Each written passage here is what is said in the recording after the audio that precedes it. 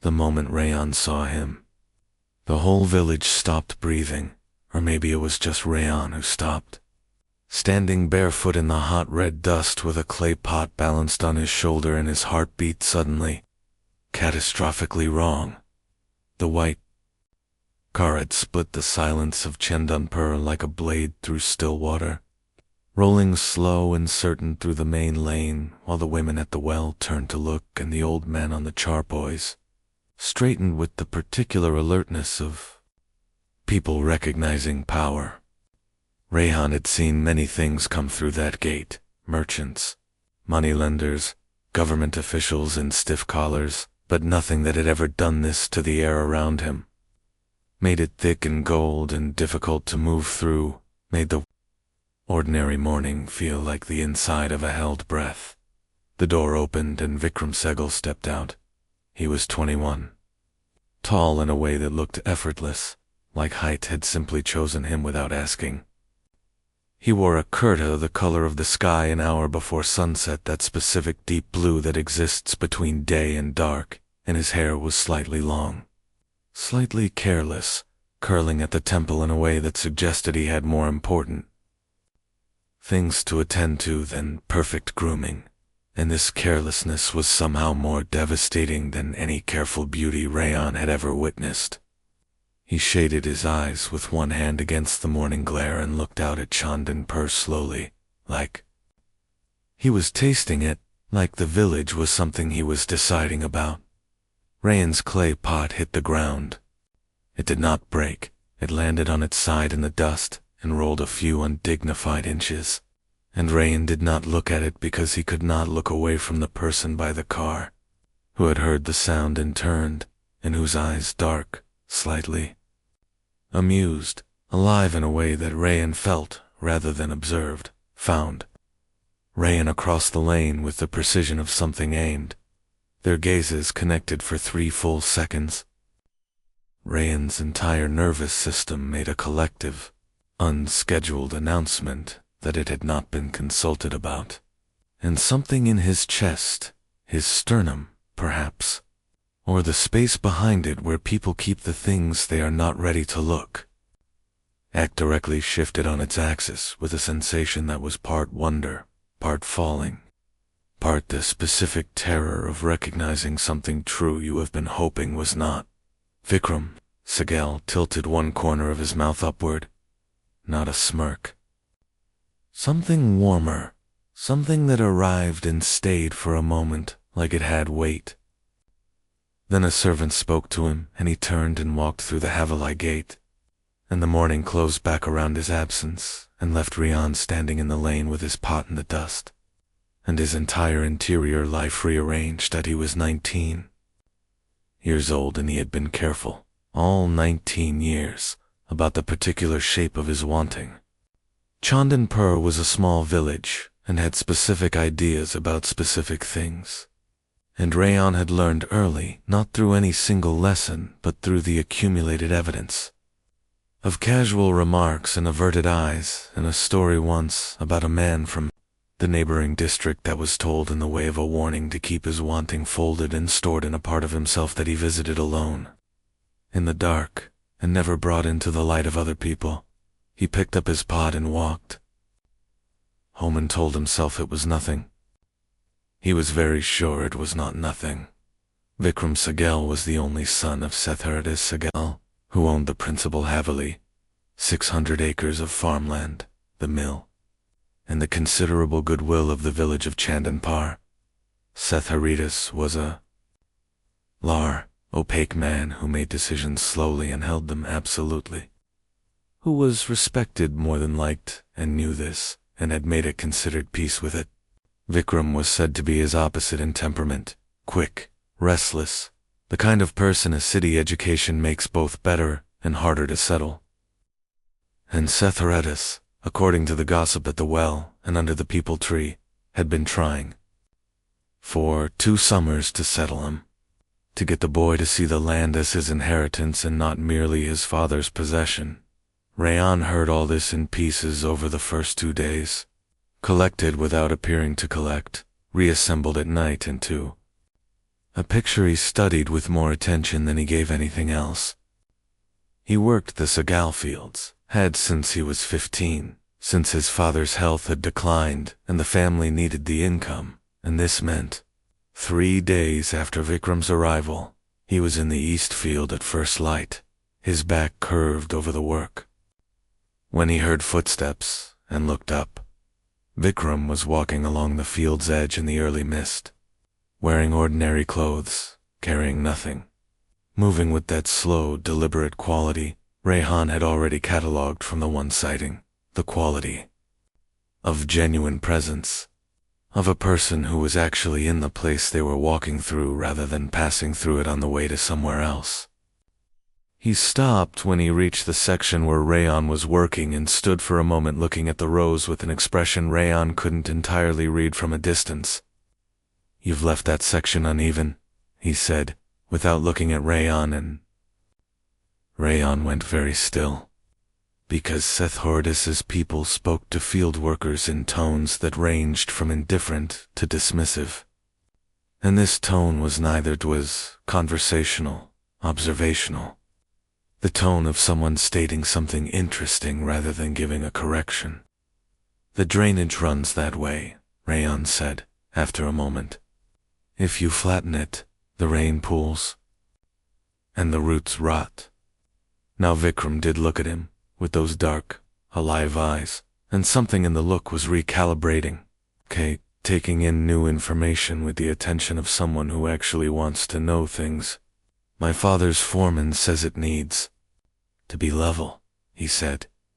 "Your father's foreman has never lost a crop to root rot," Rayan said, and then immediately wondered if he had just lost his position and his family's income in one sentence. But Vikram did not look offended.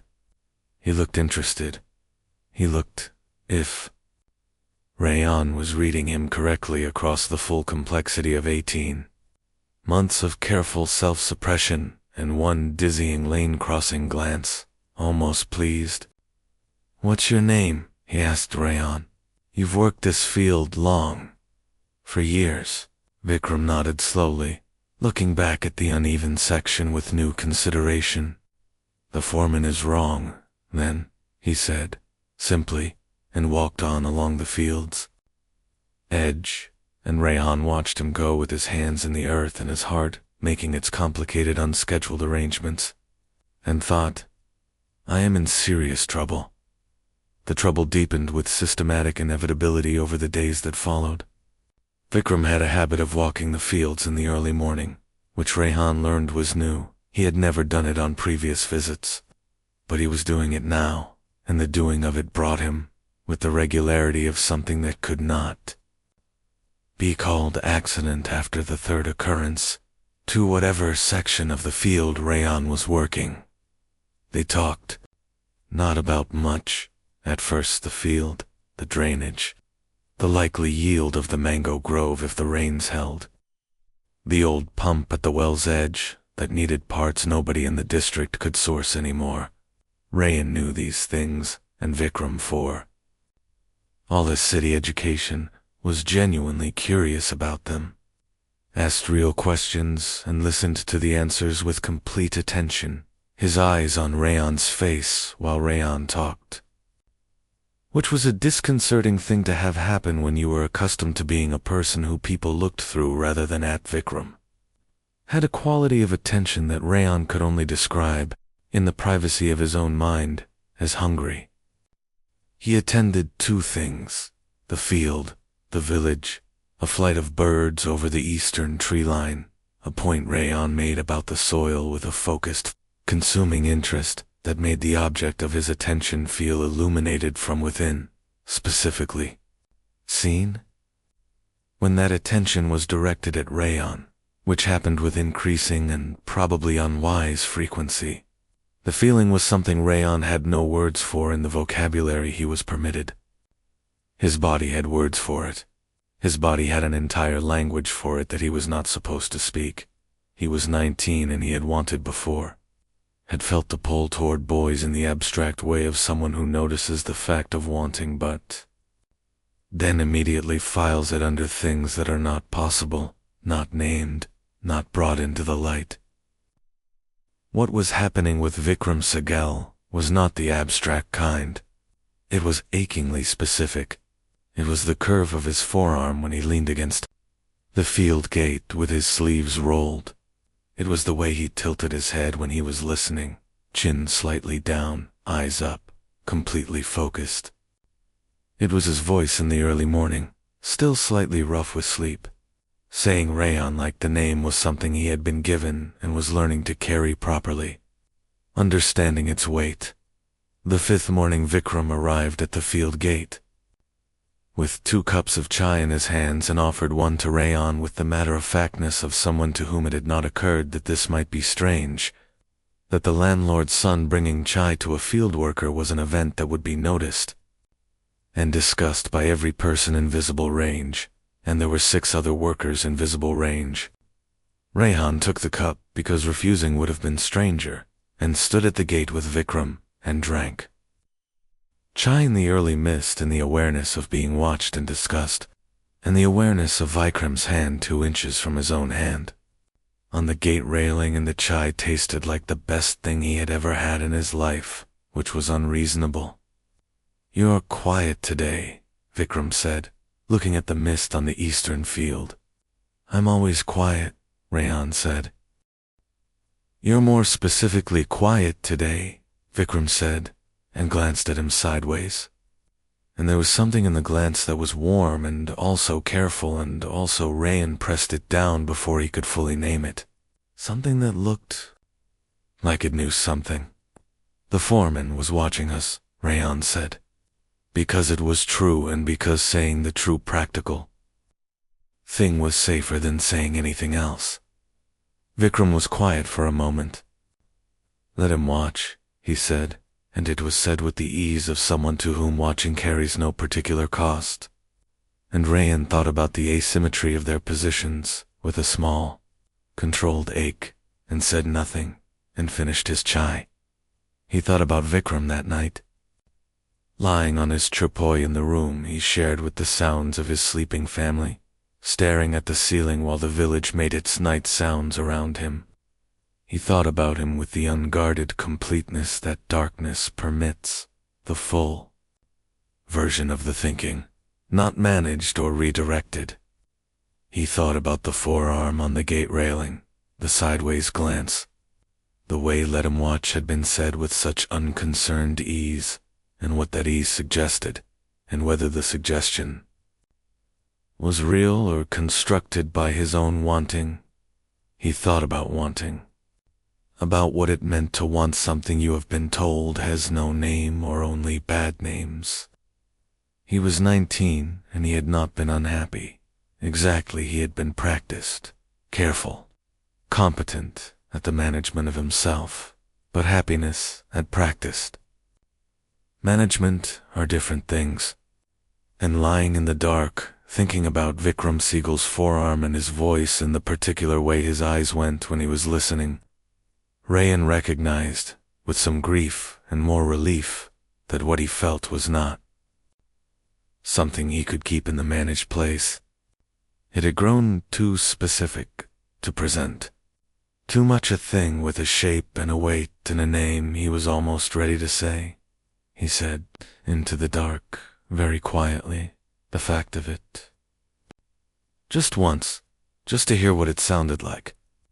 He stared at the ceiling for a long time afterward, listening to the sound of it still faintly in the room, which was terrifying and was also something like the first real breath after a long time. Underwater. The 7th day brought rain, sudden and generous, the kind that reorganizes everything. Rayan was in the far mango grove, well past the main field, checking the young trees that had been planted the previous season. The grove was far enough from the Haveli and the workers' quarters that people rarely came this far, and Rayan sometimes chose it for exactly this quality of distance, this specific solitude. The rain came on fast, the sky closing in from the north with the efficiency of a practiced thing, and the mango canopy was too young to shelter much of anything, and Rayan was making calculations about whether to run back or wait it out when He heard footsteps and looked up. Of course it was Vikram. He was coming through the grove at a pace between walking and running. His deep blue kurta already darkened by rain, his hair wet and loosened from whatever arrangement it had been in. And he was laughing at himself, at the rain, at something, with that surprised, delighted quality that Rayan was coming to understand was Vikram's truest register.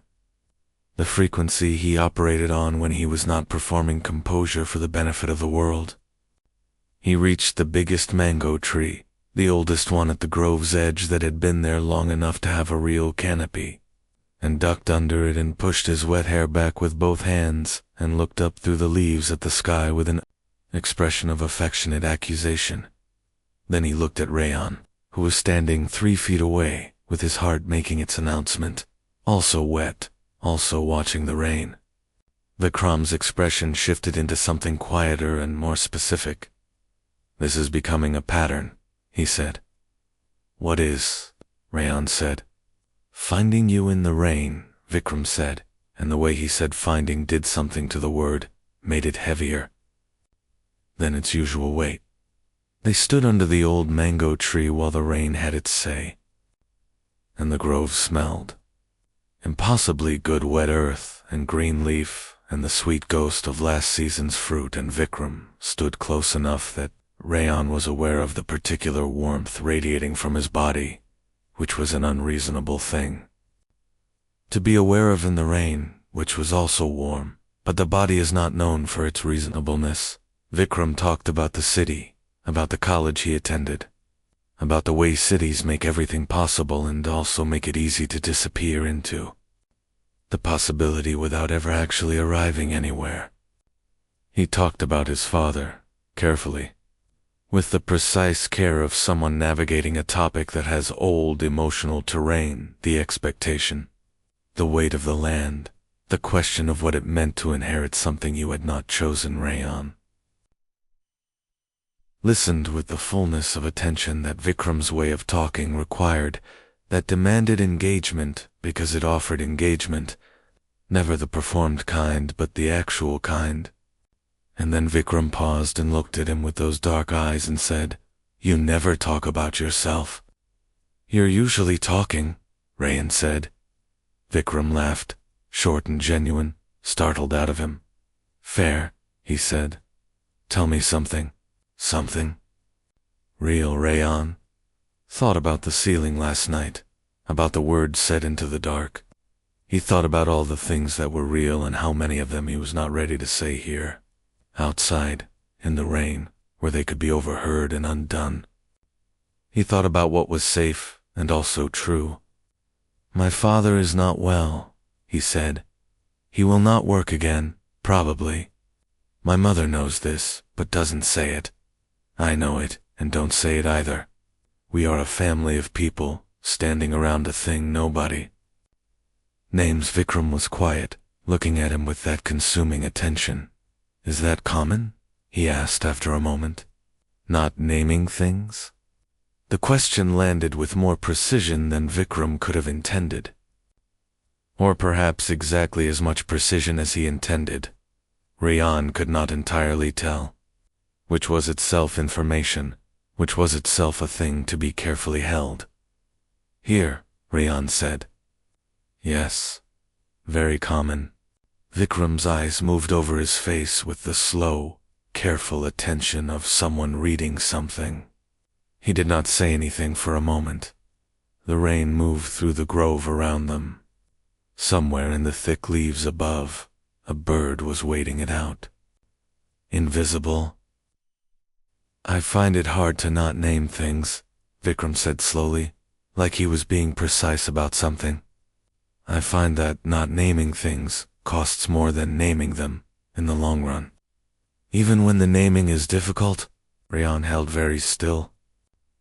The rain pressed in around the canopy. The space between them was perhaps 2 feet and felt like the most consequential 2 feet of terrain Rayan had ever stood in. "That is easier when the naming has no cost," he said, and it was the most honest and the most veiled thing he had ever said simultaneously, and Vikram heard both layers, Rayan was almost certain of it from the way his expression changed, not with surprise but with something gentler, more careful, something that was paying the kind of attention that knows what it is attending to. Yes, Vikram said quietly. That's true. And then he looked away at the rain, and they stood in the silence of people who have just said something in the space beneath their words and are deciding together whether to say it above the surface yet. The rain stopped. They walked back through the wet grove without speaking much, and the silence was comfortable in a way that silences between people who don't know each other are not, which was its own kind of admission. At the grove's edge they parted, Vikram toward the Haveli, Rayan toward the workers' path, and Vikram turned once at the split of the paths and looked at Rayan with an expression that Rayan would spend the next several nights turning over in the dark, studying from different angles, trying to read without the distortion of his own wanting. He thought it was open. He thought it was specific. He thought it was the expression of someone who is also standing at the edge of an amen. Rayan had one close friend, Deepak, who was 22 and had the particular wisdom of someone who had grown up faster than he planned to and had made a red kind of peace with everything that entailed. Deepak knew Rayan, the way only long friendship knows a person, not completely.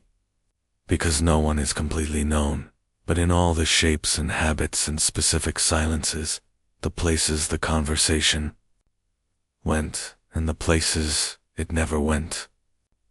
They had never discussed certain things, the things in the small internal pocket, but Deepak had a quality of knowing without needing to be told, a kind of lateral understanding that moved around the edges of unspoken things with respectful, undemanding awareness. He found Rayan at the river 2 days after the mango grove rain, sitting on the bank watching the water with the glazed focus of someone whose eyes are on one thing and mind entirely on another. Deepak sat beside him and threw a stone into the current and watched it swallowed and said, "The Haveli boy." "Yes," said Rayan, too tired of the internal management to perform denial. Deepak threw another stone. The river received it with the same indifferent efficiency. "He's been asking about you," Deepak said, to Ramdan at the gate. "Careful questions. The kind you ask when you don't want to look like you're asking." Rayan's pulse did something abrupt and unscheduled. "Asking what? How long you've worked here? Whether your family is from Chandanpur originally? Whether you go to the river on Sundays?" Deepak looked at the river with great apparent interest in the current. "Whether you have his word, apparently anyone." The word landed in Rayan's chest like a stone in still water, ripples moving out from the point of entry in all directions. He breathed. The river went on.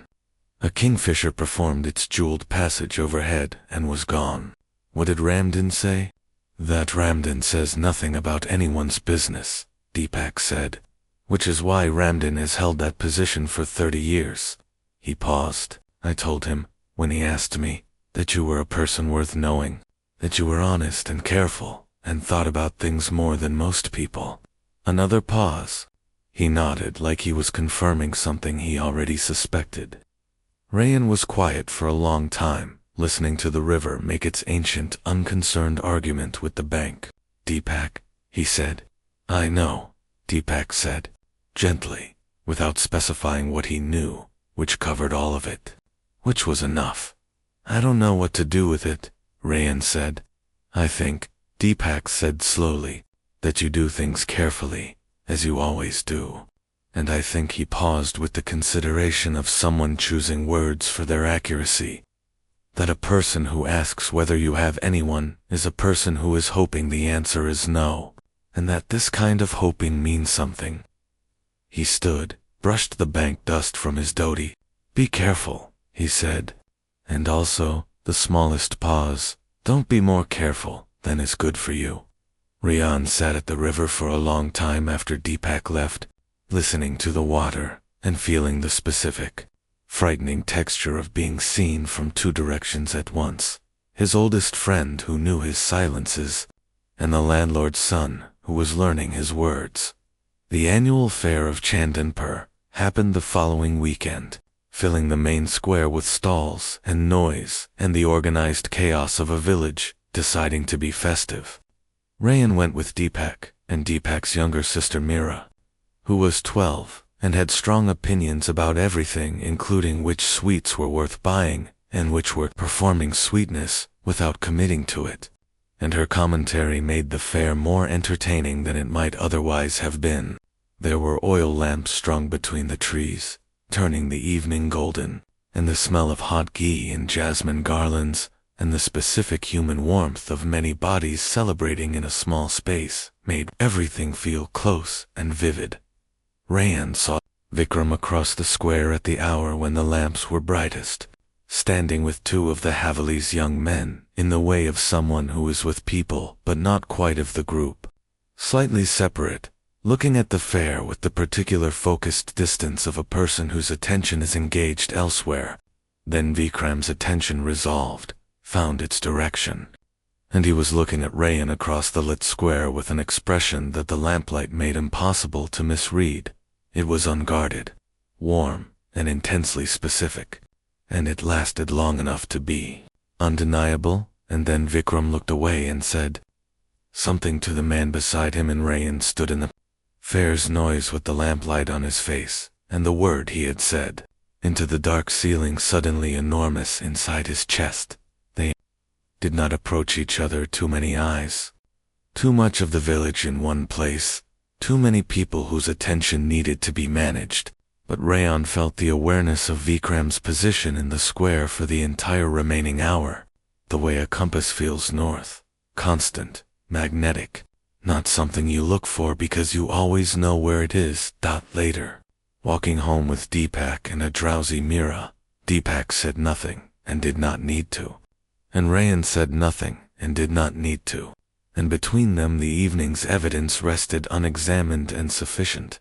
The next morning, at the field gate, no chai this time. Vikram simply appeared as Rayan was arriving at first light, leaning against the gate with his arms crossed, and that particular look of someone who has been thinking all night about something and has arrived at where the thinking leads.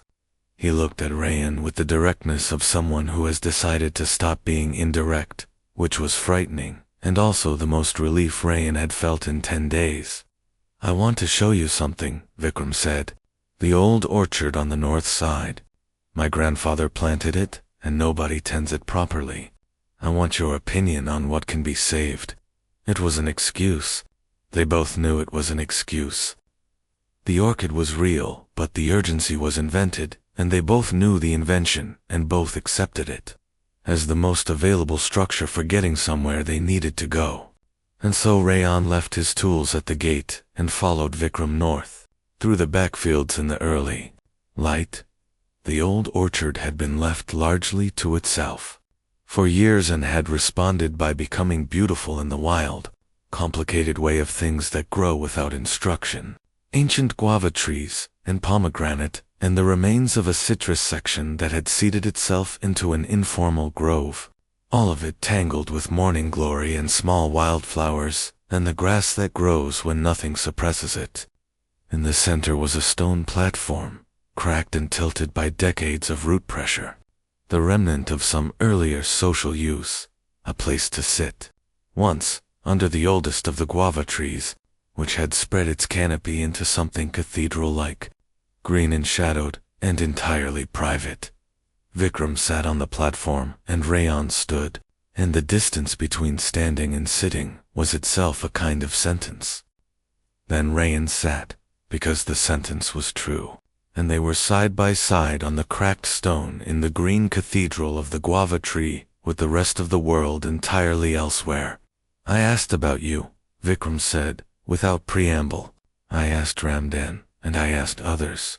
I want to be honest that I did this." "I know," Rayan said. "Deepak told me." Vikram nodded, taking this in without surprise. "I was trying to find a way to," he paused, looking for the word, "understand the shape of things. before I said anything directly. He looked at Rayan then, fully, with that consuming dark attention. I want to say something directly now. Rayan's pulse was a complicated, percussion-heavy thing. All right, he said. Since the lane, the first day, Vikram said, I have been not thinking about you very intensely. Which is to say, I have been thinking about you very intensely. He said this with a precision and a slight, self-deprecating wryness. And underneath the wryness, the honesty of it was total, unadorned. I have been trying to determine whether this is something I should say, or something I should manage into silence. And I have determined that I am not good at managing things into silence, and also that the silence costs something I am not willing to pay. The orchard was very still. Somewhere a dove was working on a statement about the morning. The guava tree held its green quiet above them. Rayan sat with the fullness of what had just been said, and felt it settle into every part of him, not with surprise, because his body had known this was coming since the lane, had been braced and prepared, and also entirely unprepared, in the way that knowing and experiencing are always different things. The cost is different for me, Rayan said. He said it gently, and he said it honestly, because it needed to be said, needed to be in the space between them as clearly as anything else. If this becomes known, the cost is different for me than for you. Vikram was quiet, and the quality of the quiet was good. It was thinking quiet, not defensive quiet, not the quiet of someone who is waiting for the difficulty to pass. Yes, he said, I know that. I have thought about that. He turned to look at Rayan with eyes that were steady and serious, and also warm, always warm. It was the quality that undid him most. This person's persistent warmth. I would not ask you to take on a cost that I am not willing to share. Whatever care is required, I want us to take it together. I am not asking you to be visible in a way that endangers you. I am asking whether he stopped, found the words, whether you would be willing to be known, by me, in private, in whatever way is possible, in this place. Being known?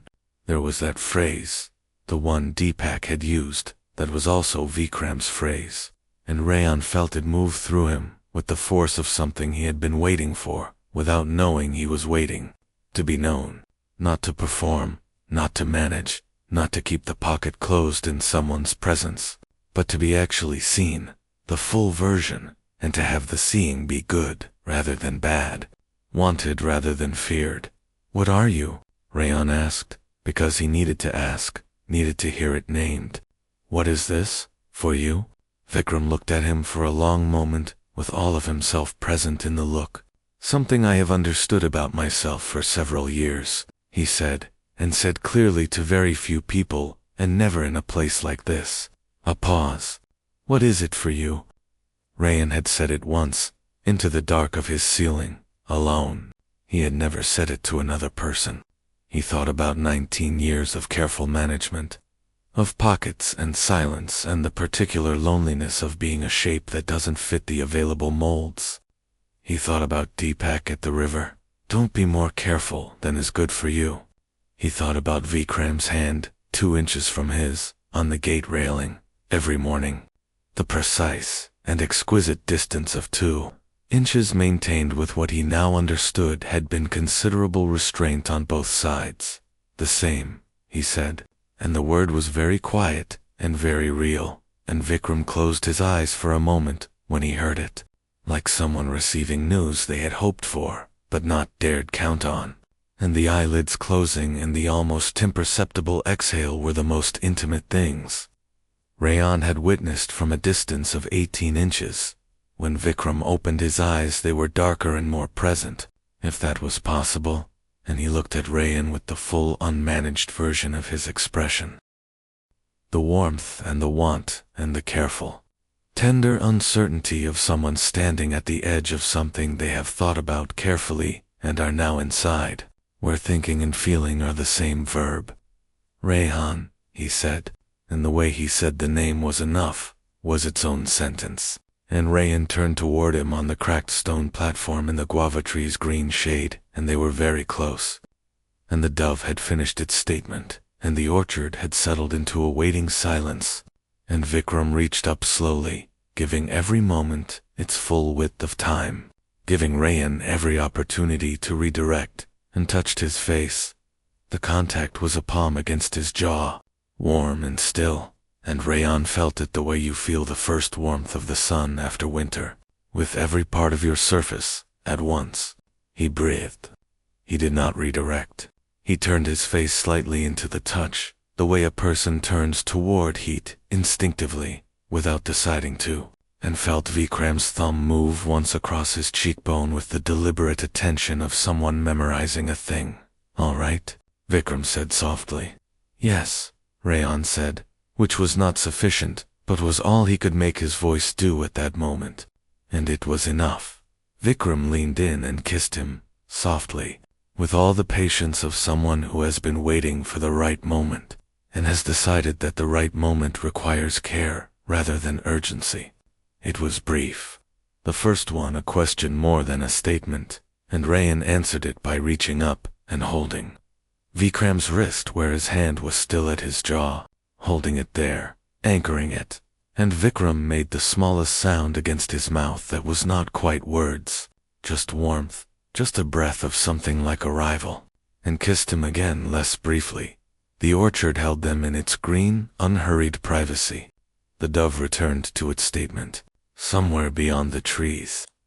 The village went about its morning with complete ignorance of the fact that something was beginning under the old guava tree, something that had been growing toward itself since a lane, and a dropped clay pot, and 3 seconds of eye contact across the dust of an ordinary morning that had turned out to be the opposite of ordinary.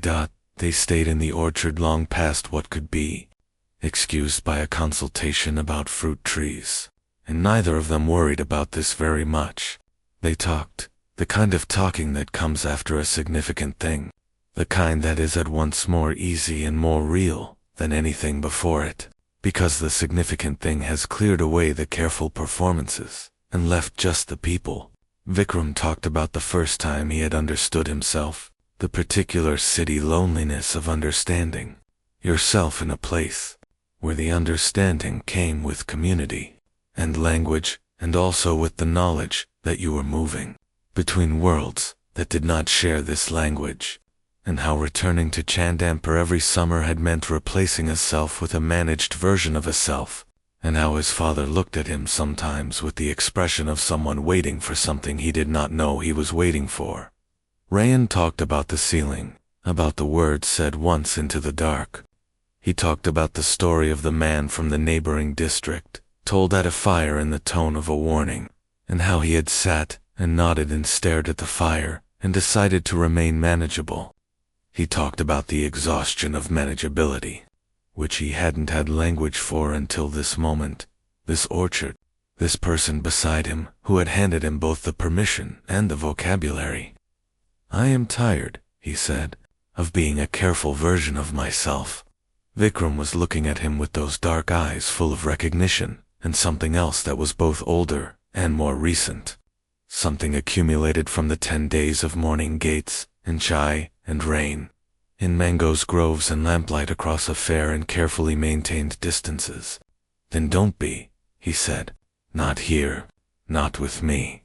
And it was a simple thing to say, and also the most generous thing Rayan had ever been offered, this specific permission, this invitation to be actual, and he received it with the full weight of what it meant, and sat with Vikram in the old orchard in the morning light and felt, for the first time in his memory, like a person who was entirely inside his own life, rather than watching it carefully from a managed distance.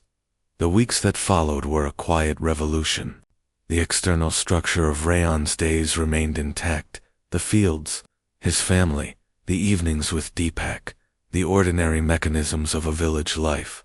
But inside the structure, in the private hours the structure allowed, something lived now that had not lived before, or that had lived in the dark without water and was being brought into light and tended. The old orchard became their place, the specific geography of their particular privacy, far enough from the Haveli and the workers' paths, to afford real solitude, intimate enough in its wildness to feel like a world of its own. They met there in the early mornings, and sometimes in the later afternoons, when the light went long and gold through the guava canopy. And the time in between, Rayan carried like a warmth in the chest, a weight that was not burden but ballast. Vikram was, and this was the detail that undid Rayan most deeply, that he returned to in the dark of his ceiling at night, and held entirely himself in those hours. Not the landlord's son performing ease, not the city boy performing belonging, but the actual person, restless and attentive, and funny in a dry, precise way, given to sitting in long silences that were not uncomfortable, but full. The kind of silence that exists between people who have no need to fill every gap with proof of their presence. He asked Rayan about everything: his mother's stories, what he wanted for Priya, his younger sister, what the village had been like when he was small, what books he had read, and which had mattered to him and why. He listened to the answers with his whole body, leaned forward, elbows on knees, eyes on Rayan's face.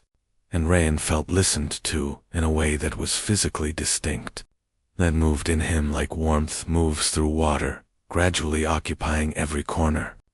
He began talking more than he had in years. He had thoughts about things, about the land and the way it was managed, about the drainage systems that old Sehgal and his foreman got wrong, about the books he had read in pieces by lamp at night, about the particular beauty of the post-rain hour when the village exhaled and every surface shone. And Vikram received these thoughts with delight that was uncomplicated and real, the delight of someone who had hoped to find something, and is finding it more fully than they had hoped.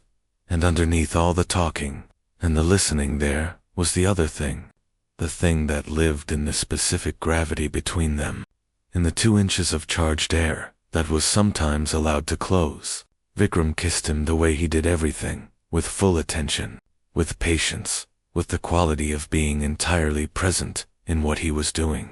And Rayan discovered that he himself, who had been managed and careful and contained for 19 years, was capable of feeling things with a completeness that surprised him, that the containment had been situational rather than constitutional, that given the right space and the right person, his wanting had considerable depth and range, and was not afraid of itself.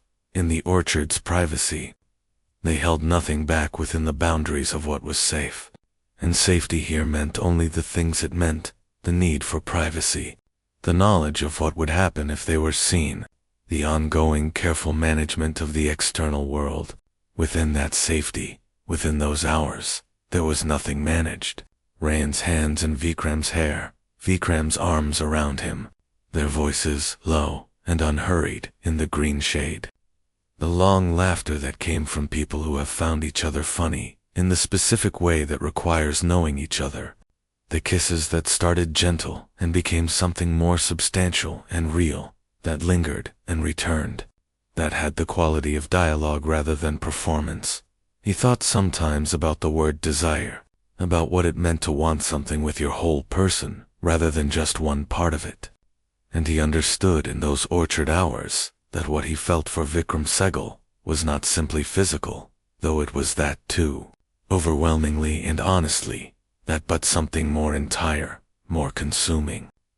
The desire to be near this specific person in all the ways it was possible to be near someone, in conversation, in silence, in the shared acknowledgement of the world's details, in the warmth of bodies, in close proximity, in the exchange of honesty that two people make when they have decided to stop protecting themselves from each other. He wanted all of it. He wanted it with the particular intensity of someone who has suppressed wanting for a long time, and is now in the presence of something worthy of the full, unpracticed, enormous version of it. Deepak noticed a change in him, and said nothing specific about it, which was its own kind of generosity. He simply existed beside Rayan with the comfortable reliability of someone who has decided to love a person in whatever version of themselves they are currently inhabiting. And sometimes, at the river or under the peepal tree in the evenings, he would look at Rayan with an expression that was not quite a smile, but contained one, and Rayan would look back with the same. And between them the entire unspoken conversation was conducted to completion.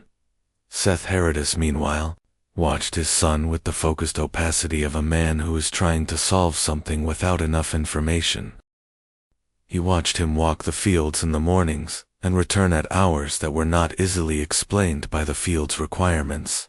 And he watched the particular quality that had settled into Vikram's bearing, a kind of ease, a kind of arrival, some settledness that he had not had in previous summers, that had in fact been notably absent since the boy was about 17.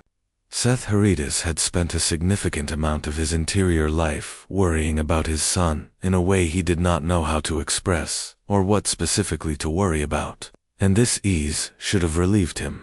It did, and it didn't. He was a man who understood that arrivals have causes, and he had not yet identified the cause of this one.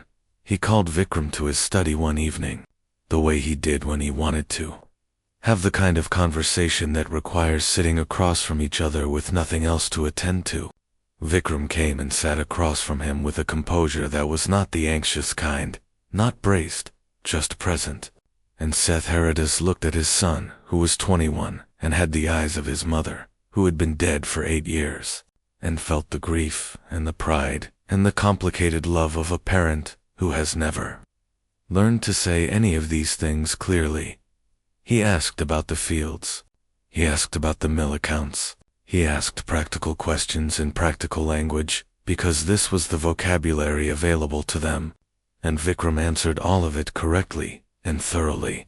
And Seth Herodis listened and thought about what he was really trying to ask, which was, what has happened to you this summer that has made you less like someone waiting to leave and more like someone who has decided to stay? He did not ask this question. He asked instead whether Vikram would consider staying through the autumn rather than returning to the city for the 3rd year of the degree, whether the degree might be completed at a distance. Vikram looked at him for a moment with those dark eyes that saw too much, and then said he would think about it, and Seth Herodis nodded, and that was the conversation. Vikram came to the orchard the next morning and told Rayan about it. Sitting in their usual place on the cracked stone platform with the guava leaves making their lace patterns of shadow on the ground, he told it matter-of-factly, as he told most things, and then said, "I am thinking about it seriously," and looked at Rayan with a question in the look that was not entirely about the practical decision. Rayan held this carefully.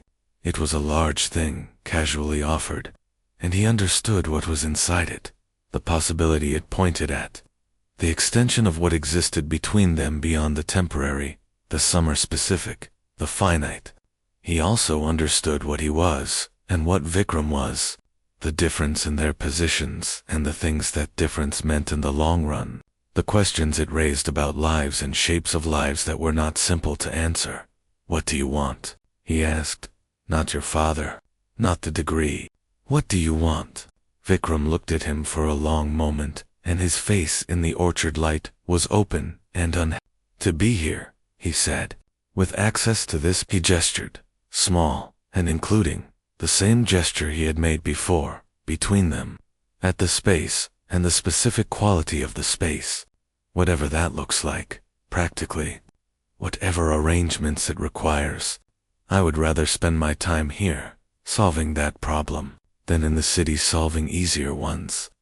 Rayan felt the warmth of this move through him, and also the weight of what was real, the actual world, the village and its watching, his family and their needs. The distance between the landlord's house and the field worker's home, and the way that distance was social and architectural and historical all at once. He did not push this away. He held it alongside the warmth and let both things be true simultaneously, which is harder than letting only one be true but is also the only honest way. "I am not going anywhere," Rayan said. "I don't have the option of going anywhere. So whatever shape this takes, I will be here." Vikram reached across and took his hand, the way he did sometimes in these private hours, with the simple directness of someone for whom the gesture is as natural as speaking. His hand was warm and held Rayan's with a pressure that said, "I know. and I am not asking you to carry this alone, and whatever the shape, I will be part of the carrying." They sat like that in the orchard's green silence for a long time, listening to the morning do its work around them. And Rayan looked at the joined hands on the cracked stone, and thought about the word he had said into the dark of his ceiling, alone, what felt like a very long time ago, and about how a word said into the dark is the beginning of saying it into the light, and about how the light, when it arrives, is both more ordinary and more extraordinary than the dark imagines it will be. The summer was not forever, and both of them knew it, and there is a particular quality of beauty that belongs specifically to finite things, a sharpness of attention that permanent things do not require because permanent things will still be there tomorrow. Every morning in the orchard had that quality, lit from within by its own temporary nature. Every conversation weighted pleasantly with the knowledge of its own significance. Every kiss a specific, deliberate thing, rather than a habit. Vikram decided to stay through the autumn. He told his father on a Thursday, in the practical language they shared, the third year of the degree could be deferred. There was legitimate work at the mill that required sustained attention. There were the field management questions that the foreman was handling poorly, and that Vikram had opinions about, derived in part from a field worker named Rayan, who knew the drainage better than anyone. He said Rayan's name carefully, with the specific care of someone placing a name in a context where it can be heard without inflection. Just as information, just as fact. Seth Herodes looked at his son for a moment and nodded and said there was sense in it. The deferment and the North Citrus Grove needed proper attention, and perhaps Vikram could work with the field workers on the mill accounts. Deepak, when Rayan told him, said good, in the same tone he had used at the river, with the same contained warmth, and threw a stone in the river and watched it swallowed, and said nothing further for a while, and then said, "Your face is doing a thing." Rayan said, "Stop looking at my face." Deepak said, "It's a good thing." Rayan picked up a stone and held it for a moment, and put it down, and looked at the river. And the river kept going, as it does, with its gorgeous, consistent indifference to everything that matters on its banks. The evening of Vikram's announcement, after the Haveli had settled, after Seth Herodes had gone to his study, and the servants had finished the kitchen, and the house had taken on its nighttime quality of emptiness and waiting, Vikram came to the garden gate and left a note with Ramdan. Ramdan brought it to Rayan's home with the same mild, unreadable expression, said note, and left. Rayan's mother looked at the note and at Rayan and said nothing, because she was a woman who had learned to hold many questions alongside each other without demanding their resolution, and she went back to her stitching. Rayan read the note in the lamp's circle. It said, "The orchard. Tomorrow, at first light. I want to show you what the morning looks like in the citrus section when the sun comes through the leaves. I have been saving it." He sat with the note for a long time, in the lamp's circle, in the sleeping house. With the sounds of the village making its night statement around him, he thought about a morning light coming through citrus leaves. The specific quality of gold that early light achieves when filtered through that particular shade of green, and about being shown things, about being the person someone saves a view for, about what it means to be somebody's first call on the morning's beauty. He thought about all the careful years, the managed years, the pocket, and the ceiling and the words said once alone. He thought about the orchard, and the stone platform in Vikram's hand, warm over his, and about the enormous, frightening, gorgeous fact that he had spent 19 years suppressing something that, when finally allowed, turned out to be not a problem but a person, a specific, necessary, impossible and completely actual person. He folded the note carefully and held it for a moment, and then he put it inside the book on the table, the one Vikram had lent him last week with the margin note that said, "This is why I wanted to stay." He went to his charpoy and lay down and stared at the ceiling, and the ceiling was the same cracks and familiar dark, but he was a different person looking at it. And the difference was not just happiness though, It was also happiness, but something more fundamental. Something to do with occupying his own life all the way to its edges, rather than living carefully in its center and leaving the edges dark. He closed his eyes and thought about the morning and the citrus light. First light came through the old orchard like a decision, like the day choosing to be golden from its first moment. The citrus section catching the sun at the angle that turned each leaf into something lit from within, deep green and fire at once, and the air smelled of earth and the ghost sweetness of citrus, and the shadow patterns on the ground were extraordinary. The kind of thing that only exists for 20 minutes, and then the sun moves and it is gone, and you either saw it or you didn't. Vikram was already there when Rayan came through the orchard, standing in the middle of the citrus grove with his head tilted back, watching the light do its work in the canopy, and he turned when he heard Rayan, and his face was exactly itself, open and glad, and that specific quality, that arriving quality, the expression of someone who has stopped waiting and is simply here. "Look," he said simply, and gestured at the light, and Rayan looked, and it was extraordinary. It was the specific kind of beauty that demands your full attention and repays it completely. And he looked at it for the time it deserved, and then looked at Vikram. And Vikram was looking at him, looking at it with an expression that was the most undefended thing Rayan had ever seen on a human face. A kind of transparent joy in the simple fact of sharing a morning with a specific person. And Rayan felt this like a physical thing. Felt it in his chest and his hands and the space behind his sternum where he used to keep the things he could not look at. He crossed the citrus grove in the morning light, and Vikram turned fully toward him, and they stood close in the gold-green morning, the light moving through the leaves above them in its brief, precise pattern, and Rayan put his hands on Vikram's face, both hands, holding it like something held for understanding, for the fullness of contact, and Vikram's eyes went soft and present, entirely open, and Rayan kissed him in the morning light with everything he had. Nothing managed, nothing held in the careful pocket, the full, actual version. And Vikram kissed him back with the same completeness, his arms around Rayan, pulling him in with the unambiguous warmth of someone who is exactly where they intend to be. They stayed like that while the light lasted, which was 20 minutes, and then the sun moved, and the extraordinary angle was gone, and the citrus grove became simply itself again, ordinary and green and good, and they were still there in it, holding on, Rayan's forehead against Vikram's, both of them breathing the morning air, both of them present inside this moment with the full weight of who they were. "I saved it for you," Vikram said quietly. "I've seen it every summer since I was small, and I always thought, when I had someone to show things to, I would show them this."